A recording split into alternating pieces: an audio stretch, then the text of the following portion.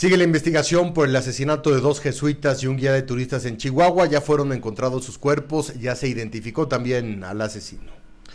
La inflación no cede en México y el mundo. El último reporte del INEGI la pone en 7.88%, mientras que el Banco de México anunciará hoy un aumento en la tasa de interés. Aquí les explicamos qué significa esto. Es Cuánto,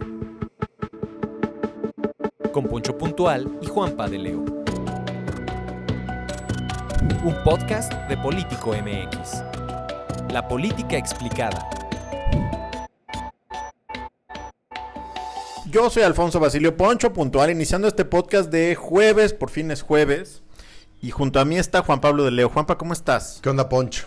¿Cómo estás? Bien, como que nos falta luz. Ah, ya vi por Es que no has conectado la luz de la luz. Es que está muy oscuro hoy. Tenemos aquí 2 Ya.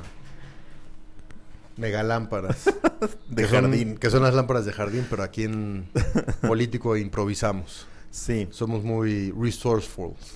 Quien nos está oyendo se puede pasar a YouTube un ratito y puede ver toda la maniobra que hicimos para prender las lámparas de jardín. Pero ya tenemos luz. Y se hizo la luz. Y se hizo la luz.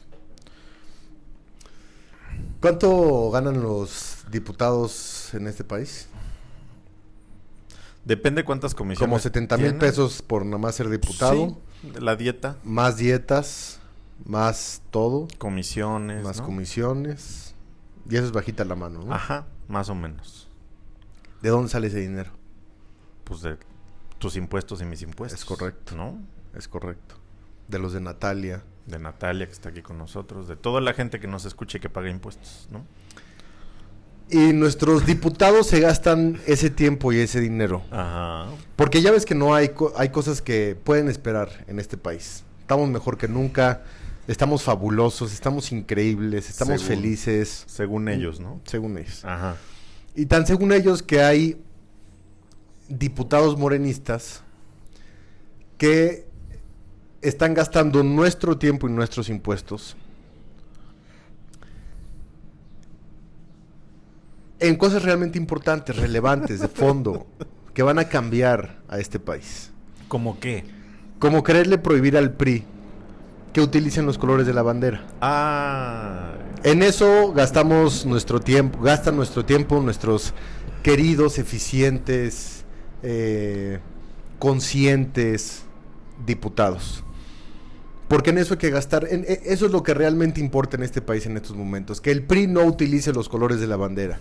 Esos son los temas que apremian, esos son los temas de urgencia, esos son los temas importantes. ¿Qué fregados les importa a los diputados de Morena si el PRI usa verde, azul, blanco, rojo, amarillo? ¿Por qué tenemos que estar distraídos y por qué tienen que estar metidos en esos temas cuando el país está en una profunda crisis en muchísimos ámbitos y en muchísimos sectores? ¿Y quién fue o qué? O sea, ¿fue uno o una diputada de Morena?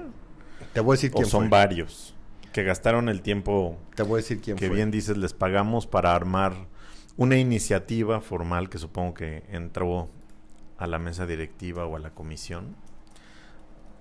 Porque además este es un reclamo que no es nuevo. Nada más que cada legislatura algún loquillo lo Morena retoma. presentará una iniciativa para prohibir a partidos y asociaciones políticas el uso de colores de la bandera verde, blanco y rojo. Presentó una iniciativa Morena. La propuesta busca reformar la ley del escudo, la bandera y el himno nacional. Señala la propuesta. La iniciativa firmada por el diputado Emanuel Reyes Carmona menciona que constituirá una infracción a la ley inscribir en la bandera nacional el nombre de personas físicas, instituciones, partidos o asociaciones políticas para promover su imagen, bienes o servicios. Un saludo a su mamá. Reyes Carmona señala que el fondo de esta iniciativa radica en que estas organizaciones políticas que indiscriminadamente utilizan colores referentes a México deben dejar de valerse de esta pobre estrategia y obtener los pocos votos que ha demostrado que merece. ¿Cómo se llama entonces? ¿Ignacio qué? ¿O cómo? ¿Reyes? El diputado que está gastando mi dinero, Ajá. tu dinero, Sí. el dinero de Natalia, Sí. nuestro dinero, Nuestro. en este tipo de iniciativas tan relevantes, Ajá. voy a dejar de ser irónico, tan estúpidas, Pues sí. y relevantes, es Emanuel Reyes Carmona del Partido Morena. Es que diputado Reyes, la verdad es que lo que es no saber. y perdón si sueno como cerebrito, pero es una iniciativa que cada legislatura sale, ¿no? Nunca llega a nada, ¿no? Y efectivamente, no tiene sentido ni en este momento ni años anteriores. Y no es por defender al PRI, porque alguno de ustedes pudiera estar diciendo, ay, pero están defendiendo al PRI. No, pues no. O sea, hay tantas cosas tan relevantes que legislar, ¿no? Necesarias para la población. Y pues estar discutiendo si el partido, uno de los partidos más antiguos de México, debería dejar de usar los 3 colores. Es totalmente Y con irrelevante. ese nacionalismo trasnochado de que Sí. es nuestra bandera y nuestra bandera no se utiliza para otros fines. A ver, brother, son los colores y como dices, es un partido que tiene 100 años y se ha identificado con esos colores durante 100 años, punto. Sí, o sea, y aquí pudiéramos entrar en un debate, pero no tiene sentido de que si debieron hacerlo así desde el inicio, pues no lo hicieron y ya, así es como está ahorita y además no se hagan, pues ustedes llegan al gobierno, ¿no? Así como todos los partidos. Y pues pintan todas las bardas del color de su partido, ¿no? Entonces, pues ¿de qué estamos hablando, no? O sea... Siempre lo decimos, pero lo volvemos a decir, que los diputados se pongan a trabajar en lo que realmente importa. Sí. Este país tiene muchísimos problemas, como hace mucho tiempo no se veía. Y seguimos con esta clase política que se dedica a transitar sobre temas absolutamente irrelevantes, que no tienen absolutamente nada que ver con la vida pública del país, con la solución de problemas económicos, sociales, políticos, de seguridad, ambientales y de causas, ¿no? Entonces nos estacionamos en la discusión de que si el PRI puede o no usar los colores de la bandera. ¿Qué fregado les importa? Que el PRI siga usando lo que sigue usando. Ustedes pónganse a gobernar y pónganse a legislar. No estén pensando en estas estupideces. Y pues no que la oposición y que no sé, o sea, de verdad es que es inútil tener una discusión de este tipo en este momento, ¿no? En general en todo el tiempo, pero en este momento tan complicado para el país es muy...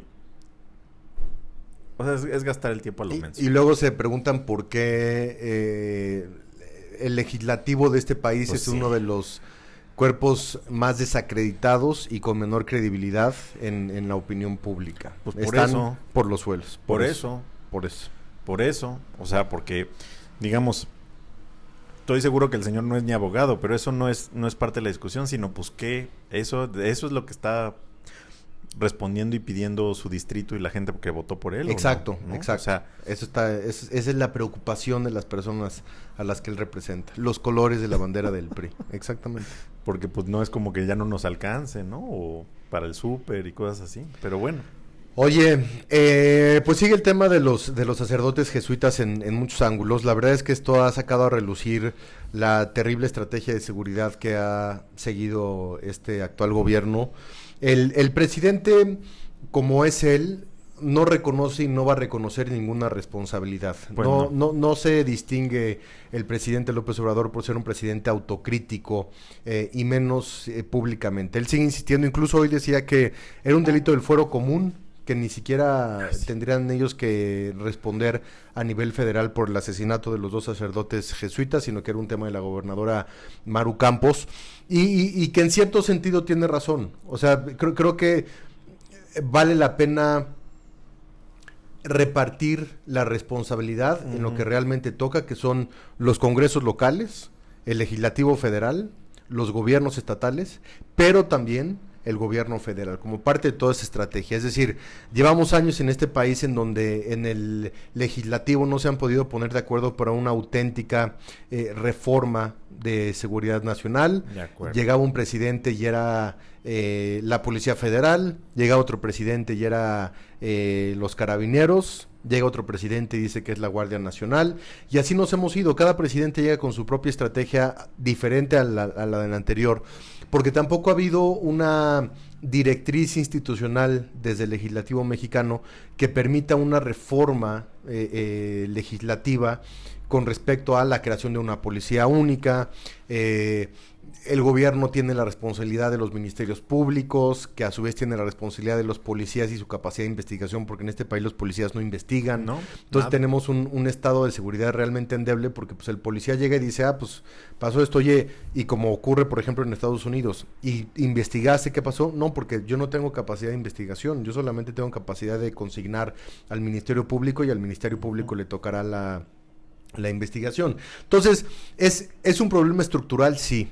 Es un problema heredado también, pero es una responsabilidad del actual gobierno, sí lo es. Si el presidente insiste en ver al pasado, en seguir culpando al gobierno de Vicente Fox, en seguir culpando al gobierno de Felipe Calderón, en seguir culpando al gobierno de Enrique Peña Nieto, y de lavarse las manos con respecto a lo que dice públicamente en las conferencias mañaneras, porque si el presidente sabe hacer algo extraordinariamente bien, es comunicar. Sin embargo, la parte de la gobernanza parece que lo está rebasando, y hoy tú y yo, Ponch, lo platicábamos antes de grabar el podcast, que hoy otra vez vimos al presidente muy enojado. Pero mucho. Y el presidente se enoja cuando las cosas se le salen de control y la narrativa no aterriza en su discurso, porque es lo que hace mucho, son discursos. Pero la realidad es que, si bien son culpas heredadas, no puede eludir su responsabilidad de lo que está ocurriendo a nivel de seguridad, porque simplemente no están los resultados y no parece que hay una estrategia para que se den los resultados. Llámenle ustedes a la estrategia como quieran que se le llamen. No voy a repetir tampoco el nombre, que ya lo hacíamos la semana anterior, porque creo que no vale la pena. Yo me quisiera centrar hoy en los números. O sea, un gobierno en 6 años lo que tiene que dar son resultados, porque el poder es lo que te demanda, y si llegaste tú a una presidencia y tienes 6 años para intentar arreglar las cosas, el hecho de que estén empeorando, pues claramente indica que hay algo que no se está haciendo correctamente, y que por supuesto que hay una culpa otra vez que repartir en todos los niveles, sí. Pero este asesinato de los 2 sacerdotes jesuitas de nueva cuenta sume al presidente López Obrador en una crisis de percepción y de inseguridad, de la cual saldrá, porque en 2 semanas, 3 semanas, como es todo en este país, ya no estaremos hablando o platicando este tema. Pero hoy escribía Raimundo Rueda Palacio, pues es un tema que le va a perseguir para siempre, ¿Sí? en lo que le queda de gobierno y posterior a cuando se acabe su gobierno. Porque sí es un caso muy emblemático de el control absoluto que tiene el crimen organizado en este país. Ya se ofreció una recompensa de 5 millones de pesos por el... ¿Cómo se llama? ¿Este cuate? El Chueco. Por el Chueco. Ya se tiene información de él y se sabe, hoy decía el presidente que también tenía un equipo de béisbol, manejó un equipo de béisbol. Ayer decía que desde el 2018 había una orden de aprehensión en su contra porque había asesinado a unos turistas gringos. Pero en eso estamos, digamos, otra vez en la parte de los discursos, y la verdad es que la realidad lo está superando día a día, y va a terminar como el sexenio más violento de la historia de este país. Y culpando a Calderón de eso, porque pues la verdad, ese argumento, pues a lo mejor te servía, ¿qué te gusta? El primer año, los primeros 2 años así ya alargándolo, viéndonos súper buena onda, pero ahorita decir, es que nos lo dejaron bien altos los homicidios, ¿no? Porque hoy estaba bien enojado y hasta cayó al reportero así, espérame, te voy a dejar hablar, pero déjame acabar la idea, ¿no? Estaba muy enojado y dice, es que nos lo dejaron bien altos los homicidios y pues así no se puede, pues oiga, ¿no? Pues para algo quería gobernar al país, y que el ejército se regresaba a los cuarteles y que se resolvía fácil, ¿no? Es de miedo, ¿no? El tema de... O sea, ¿cómo se está tratando el asunto? Porque pues a él lo que le importa es lo discursivo y la percepción, no le importa dar resultados, ¿no? Y entiendo, ¿no? Que Rosa Isela Rodríguez, pues la Secretaría de Seguridad va cada semana y presenta los resultados, y que bajó el homicidio doloso, y entiendo esas cifras, o sea, seguramente hay ciertas variaciones, pero los números reales, ¿no? Los números, digamos, como generales, pues no están mostrando para nada un resultado positivo, y ellos mismos desde el inicio del sexenio están diciendo, el gran reto para nosotros es la seguridad, el gran reto para nosotros es la seguridad. No hay resultado alguno, ¿no? Y no se está logrando, ¿no?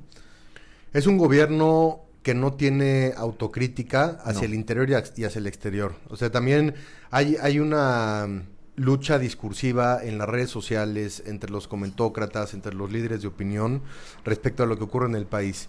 Y todos los afines a la Cuarta Transformación, llámese Genaro Villamil, llámese Epigmenio Ibarra, mantienen este discurso de que no es culpa del presidente López Obrador, de que todo esto empezó con Felipe Calderón y que Felipe Calderón es el gran culpable de lo que ocurre en el país, a pesar de que ya pasaron más de casi 15 años de que estuvo en el poder, o de que entró al poder por lo menos Felipe Calderón. Y eso es lo que me parece también muy peligroso de un gobierno, cuando no hay una autocrítica, cuando no hay un asumir esa responsabilidad de lo que te toca y de que lo que ocurre en tu gobierno, pues es tu culpa. Pues sí. O es tu responsabilidad, no es tu culpa. Esa es la palabra. Es tu responsabilidad. Esa es la palabra. Porque era lo que tú decías. Justamente eso es lo que conlleva el poder de un presidente en cualquier país del mundo. Pues sí. Lo que pasa en tu año sí es tu daño y sí es tu responsabilidad. Entonces también este discurso de que no es nuestra culpa, no es nuestra culpa, no es nuestra culpa, no es nuestra culpa, en nada ayuda a tener una visión autocrítica en la que tú puedas también cambiar de opinión, porque se vale cambiar de opinión. Claro. Y eso no es traicionar tu ideología y no es traicionar tus ideales, es simplemente ser pragmático ante la situación de un mundo tan cambiante y tan complicado en el que estamos. No te puedes casar con las ideas y decir, no, esto es lo que se va a hacer. Oye, pero no está funcionando. Chin, pues eso es lo que se va a hacer, porque eso es lo que yo creo y lo que yo opino. Bueno, pero ahí están los números, ahí están las cifras y ahí están los resultados que no existen y que no están. No. Es lo que se va a hacer. Es lo que se va a hacer. Por eso digo, es probablemente la situación más complicada en la que ha estado el presidente López Obrador desde el inicio de su sexenio, ¿no? O sea, creo que ha tenido dos momentos. Uno como el que estamos viviendo ahorita y otro con los movimientos de mujeres, ¿no? Y ciertos levantamientos sociales que hubo, pero creo que este es el que más le ha generado irritación, porque no hay para dónde moverse, ¿no? Y efectivamente, no se ve que esté analizando otra posibilidad de cambio de política. Y que aquí no decimos que hay una solución sencilla, ¿eh? Ni se trata de regresar a lo que Estados Unidos te dice, o a lo que hacían los neoliberales, lo que sea que eso signifique en la mente del presidente. Pero pues es claramente, si esto no funciona, pues ¿qué más podemos hacer, no? Esa es la cuestión. Sí, te toca ser creativo, te toca Pues pensar sí. en soluciones diferentes, te toca ser pragmático y a partir de ahí tomar acción. De acuerdo, totalmente de acuerdo. No se ve que por ahí vaya a ser el camino que vaya a Pues tomar. bueno, dejamos el tema de la tasa de homicidios y violencia más alto en la historia de este país. Ajá. Y para que se tranquilicen todos ustedes un poquito, vamos a hablar acerca de la tasa de inflación más alta en las últimas 3 o 4 décadas de este país. Digo nomás para que estén tranquilos, para que la Pues gente sí. no se ponga tan nerviosa y No que se no espanten. estén espantados, ¿no? Porque pues vamos muy bien, ¿no? Que yo estaba viendo de qué queremos hablar, de sequías, de la falta de agua en los estados, de los desastres ambientales, de la inflación, De los de asesinatos. la violencia, de los asesinatos. Ustedes elijan, ahí está el menú. Se dio a conocer que la inflación en la primera quincena de junio fue de 7.88% anual en esta primera quincena. Sí. Los productos que además aumentaron son papa, tubérculos, pollo, electricidad, refrescos envasados y naranja. Es su nivel más alto desde la primera quincena de enero del 2001. Es la inflación más alta que hemos tenido en los últimos 20 años. Y otra vez, si bien esto no es culpa del gobierno ni del presidente López Obrador, le toca atender el problema, así como también le toca atender el problema al Banco de México, que el Banco de México es una institución independiente que no pertenece al gobierno. Autónoma. Autónomo, perdón, tienes toda la razón. Que es autónomo, pero algo hay que hacer, como está sucediendo en muchas partes del mundo. La inflación se debe, sí, a la cadena productiva en el mundo, que se vio impactada por el COVID-19. Se debe al impacto en la cadena productiva del mundo a partir de la invasión de Rusia a Ucrania. Se debe también a la inflación que existe en los Estados Unidos, que como dice el clásico, cuando Estados Unidos le da una gripa, a México le da una neumonía. Entonces, sí son muchos factores externos los que están afectando este tema. Sí creo que el presidente López Obrador tiene razón y se escucha en muchas partes del mundo que luego de esta fascinación por la globalización, el COVID demostró que los mercados internos son muy importantes. Ya lo planteaba Donald Trump desde el 2016 en el tema de Buy American, de compra productos americanos y hagamos los productos en Estados Unidos, no estemos enviando nuestros empleos a otras partes del mundo, porque justamente cuando llega una alteración a las cadenas productivas del mundo, pues estas son las afectaciones. Y el presidente dice, tenemos que fortalecer el mercado interno de la energía.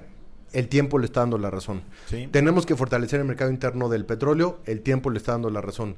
Tenemos que ser autosuficientes alimentariamente. El tiempo le está dando la razón. Entonces yo sí creo que sin ser globalifóbico y sin estar en contra de esta globalización liberal, creo que el diagnóstico en ese sentido del presidente es el correcto. Ahora, que se esté haciendo algo más allá del tema energético para ser autosuficientes, no lo sé. Hay muchas críticas a los programas del campo y los campesinos y lo que está ocurriendo con la agricultura en México, con esos programas que también eliminó el gobierno mexicano.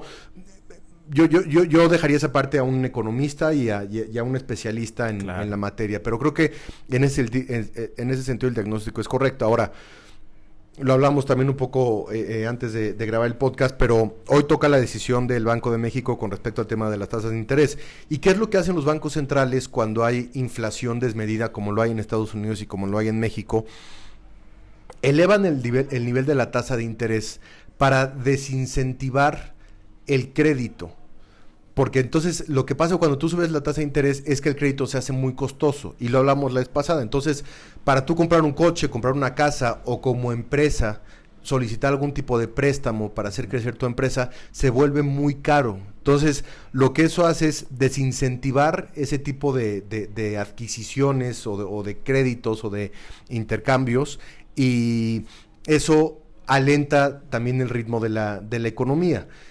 Y por otra parte, las tasas de interés estando en ese nivel tan alto hacen que los bancos centrales se vuelvan más atractivos para los bancos, para el costo y la creación del dinero. Uh-huh. Y entonces todo se centraliza en los bancos centrales y se intenta entonces en ese sentido alentar a la economía para que el poder adquisitivo, sobre todo en cuestión de créditos, no sea tan alto como lo es cuando hay tasas de interés bajo. Entonces, exacto, si hay tasas de interés bajo, tú usas tu tarjeta de crédito y dices, bueno, el interés, la tasa de interés está baja, me conviene, lo compro.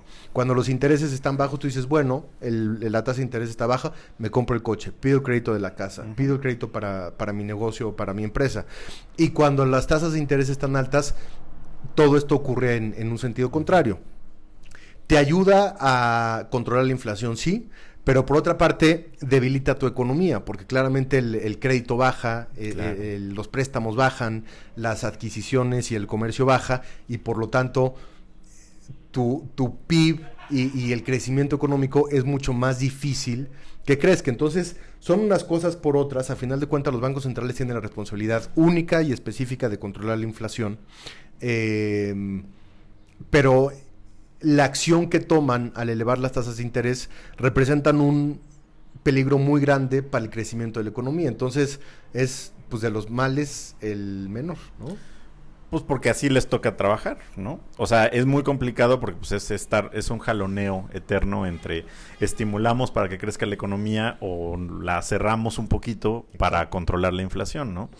Y pues la verdad es que ustedes que nos escuchan dicen, ¿y a mí qué? ¿No? Pues es que es eso. O sea, es tratar lo que va a decidir hoy el Banco de México, que la mayoría de los expertos dicen que lo va a aumentar en 75 puntos. Algunos dicen que se va a ir hasta 100 puntos, ¿no? Es pausar, como alentar la economía para que no siga creciendo o controlar ese crecimiento que está teniendo la inflación por todas las variables externas que tú acabas de comentar e internas también, ¿no? Pero sobre todo externas. Y con eso, pues que en el próximo trimestre, o sea, el que estamos viviendo, pero que el reporte será en 3 meses, pues ya veamos que los precios están un poquito más controlados, ¿no? Uh-huh. El asunto es que como no estamos en una isla, encerrados, ¿no? Pues nos sigue afectando todo lo que ocurre en el mundo, ¿no? Y que hay una guerra importante, que Estados Unidos pues también acaba de subir su tasa de interés de manera considerable, ¿no? Entonces es eso. Ahora, ¿qué es lo que debemos hacer nosotros? Pues digamos, no es que no gastemos nada, ¿no? Ciertamente no es el momento propicio, aunque nosotros no somos asesores financieros, pero para invertir en tu casa o en un coche, ¿no? Correcto. Porque la tasa de interés va a aumentar. Pero ciertamente, pues hay que seguir comiendo y haciendo súper y demás. Nada más que, pues habrá que hacerlo de manera responsable, como seguramente ya lo hacen todos ustedes, porque dicen, oye, pues el yogur ya está muy caro, como que el queso ya subió mucho y la fruta y no. Pero pues es hacer esas mediciones, porque va a seguir subiendo seguramente, ¿no? O sea, estas medidas no es que lo detengan, porque además también ese es el peligro que ocurría en los 80 y 90, que era cuando detenían por completo la economía o ponían un precio así como se le imaginaban del dólar, pero eso volvía una cosa artificial que terminaba reventando la inflación y por eso pues se perdían las porque economías. la economía tiene vida propia. Exactamente, ¿no? Es muy complicado. La mano que mece la cuna, como decía Adam Smith. Sí, la mano invisible. La mano invisible. Pero sí, o sea, entonces, digamos, no es de, ay, ¿se va a caer el país? Pues no. Digo, está caído ya en muchos sentidos, pero y la inflación termina por afectar siempre como todo y como ocurre a los más vulnerables, ¿no? Uh-huh. Porque tú ahorita hablabas y lo decíamos. Pues sí, lo mejor es que ahorita no uses tu tarjeta de crédito. Lo mejor es que no te compres una casa. Lo mejor es que no te compres un coche. Uh-huh. Lo mejor es que no pidas un crédito. Pero estamos hablando de temas de privilegio económico, claro. De decir, bueno, pues ahorita no me compro un coche, bueno, pues no es una tragedia. Uh-huh. Pero cuando vives del día a día y cuando tienes 100 pesos para comprar la comida de los próximos 3 días y de pronto esos 100 pesos se convierten en 130, uh-huh. 140 pesos porque el pollo es entonces cuando la inflación afecta directamente. Habemos personas que tenemos la fortuna y el privilegio de no tenerte que fijar muchas veces en los precios del gas LP uh-huh. o del pollo, porque son 30, 40 pesos más, de alguna manera lo puedes solventar. Pero las personas más vulnerables económicamente sentido no. Entonces por eso la inflación es tan peligrosa y tan dolorosa, porque afecta sobre todo a ese sector, en esos productos que son los productos de la canasta básica y de los alimentos del día a día, que ya no estás hablando de ningún tipo de privilegio, sino de poder comer y llevar comida a la mesa. Y decías de los Estados Unidos y yo hablaba del manejo de la economía del presidente, y es que podemos tener y hacer muchas críticas. Sin embargo, otra vez, volviendo a los diagnósticos correctos que ha tenido el presidente, él ha insistido mucho en este subsidio a las gasolinas sí. y al ISR directamente, sí. Que fue o ha sido muy criticado por ciertos sectores, pero el presidente Biden hizo exactamente lo mismo el día de ayer. Estados Unidos se negaba a suspender cualquier impuesto a la gasolina, y el presidente López Obrador, desde que inició esto, dijo, a ver, no, si suben las gasolinas, sube todo, uh-huh. porque pues obviamente, y aquí en México más, porque todo se mueve por transporte y por carreteras, no es como si tenemos un gran sistema de trenes o aéreo como para ese transporte, ustedes lo pueden ver en las carreteras, y el presidente decía, si sube la gasolina, sube todo, no podemos permitir que la gasolina suba, y uh-huh. ha presumido mucho que la gasolina está más baja en México que en Estados Unidos, uh-huh. lo cual es cierto. Y Estados Unidos hizo lo mismo ayer, o Biden le pidió al Congreso que hiciera lo mismo que el presidente ha hecho, que es la suspensión de estos impuestos y solventarlos desde el gobierno para que las gasolinas no sigan aumentando y no afecte la inflación. Y si hay algo que decir es que a nivel macroeconómico la economía está estable. Sí. Y es algo que se tenía mucho miedo eso con respecto al presidente López Obrador, de la deuda y de las arcas y del dinero y del costo del dinero y del peso y del dólar, y la verdad es que en ese sentido está estable. No estamos creciendo, no estamos creciendo. Puede ser que estemos en una estanflación en este término económico, sí, pero no, el país no ha sido irresponsable con las finanzas públicas, y eso creo que es muy importante. Entonces, aunado esta parte de la autosuficiencia de la que ha hablado el presidente López Obrador, que tiene mucha razón, uh-huh. a lo que decía él, por ejemplo, con el video de Ricardo Anaya, que decía Anaya, vamos a hacer a México un centro de autos eléctricos y todo el mundo va a tener su auto eléctrico. Lo mismo está pasando en Estados Unidos. Por supuesto que hay que caminar hacia allá, pero lamentablemente nuestra realidad es que el mundo todavía está muy lejos de ser una economía verde. Y no podemos de pronto decir por creación y por todo su decreto. Tesla. ¿No? Ya, no se venden gasolinas en el país. Adiós Pemex, a la chingada. Ahora vamos a tener... Pues sí. Y el presidente ha insistido mucho en eso, en decir, a ver, se necesita gasolina y se necesita petróleo por más que no lo queramos. Y su insistencia en ese sentido con Deer Park, que ahí hay una nota que costó mucho más de lo que había y que ahí están otra vez los asegúnes. Pero el diagnóstico en ese sentido del presidente no es incorrecto. Con respecto a las gasolinas y el petróleo que se tienen que seguir utilizando y que se va a seguir produciendo por los próximos 50, 60 años, ya entonces después veremos si hay que caminar paulatinamente hacia allá. El tema del subsidio a las gasolinas, el tema de la autosuficiencia interna, son diagnósticos que no me parecen incorrectos que tiene el presidente López Obrador. Ya más AMLista que AMLO tú. No, pero ¿no viste cómo le pegué al principio? Sí. No te acuerdas. O sea, no. Pero tienes razón, ¿eh? O sea, la verdad es que sí es un diagnóstico que pues ahorita tendríamos que estar consumiendo pues lo nacional, pues, porque de entrada sale más barato. Así, nada más por eso, ¿no? Pero bueno, ahora sí que no nos endeudemos, evaluemos qué compramos. No es momento de comprar tu Ferrari, Juan Pablo de León. Todavía no. Todavía no. Acuérdate que es un Mustang GT Shelby Cobra. El Mustang, GT Shelby Cobra. Pero todavía no. Pero algún día, ¿eh? No, sí, pues. Someday. Nada más que pase esta crisis. Someday. ¿No? Ya. Bueno, agradecemos a ustedes que nos escuchan, que nos recomiendan, que nos comentan. Síganlo haciendo, por favor. Agradecemos también a todo el equipo de Político MX, de Pols.mx, porque también sé que en esa oficina de ese medio que tanto queremos. Andrés Helguera. Y Andrés Helguera que lo encabeza. Nos escuchan también. Que siempre nos dice, oigan, la película que hablaron es esta. No, Andrés, es esta otra. Pero nos corrige y lo agradecemos de verdad que nos escuchen. A Iván Cerón. Gracias, Juan Pablo de Leo. Gracias, mi Poncho. Yo soy Alfonso Basilio. ¿Es cuánto? Juan Pablo de Leo es cuánto. Hasta luego. Es cuánto. Con Poncho Puntual y Juanpa de Leo. Un podcast de Político MX. La política explicada.